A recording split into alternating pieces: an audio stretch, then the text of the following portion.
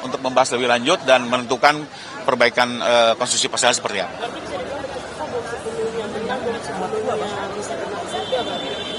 Saya nggak bisa menang kalah ya di sini karena bicara penegakan hukum itu hanya mencari keadilan, mencari kepastian hukum ya. Tapi intinya kami sebagai kuasa dari pihak korban pun atau saksi pelapor melihat memang putusan ini hanya sekedar mengkoreksi konstruksi pasal dan ini bisa segera untuk diperbaiki dakwaan dan kembali dipersidangkan di PN Jakarta Timur. Terburu-buruannya sih dari jaksa sendiri menerapkan pasal sampai nyampe 21. Sebenarnya kalau saya lihat sih pihak jaksa juga sudah melakukan perumusan dengan cukup baik dan cermat ya. Tapi kembali lagi inilah hukum ini bisa dipandang dari berbagai perspektif ya. Dan kita menghormati namanya koreksi dari pihak majelis juga ini baik.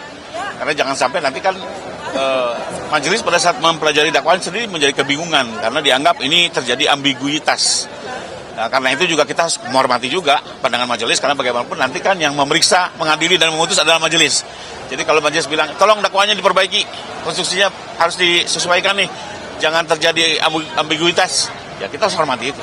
Artinya jaksa atau pihak penyidik sendiri ini tidak memahami kuhap yang baru? Bukan enggak. Kembali lagi kalau menurut saya sebenarnya sudah membuat dengan cukup baik. Tapi ini kan soal kecermatan melihat semacam persoalan-persoalan ya di dalam sebuah konstruksi dakwaan dan kembali lagi ini sebuah putusan kita hormati ya, tidak lagi untuk diperdebatkan, tinggal diikuti dan diperbaiki lalu diajukan kembali ke persidangan. Betul. Jadi setelah diperbaiki mungkin butuh waktu ya, setelah itu nanti didaftarkan kembali dan akan dibacakan kembali dari awal. Berapa lama Bang waktunya? Kembali ke pihak jaksa. Sebenarnya kalau mau bicara hitungan hari selesai karena tinggal merubah pasal saja. Kan bicara kuhap lama, kuhap baru, dia minta konsisten. Kalau menggunakan kuhap lama, kuhap baru, jangan terjadi dalam konteks dakwaan yang subsidiar. Hanya itu sih. Oke, makasih semua. Saya Rifai Kusuma Negara.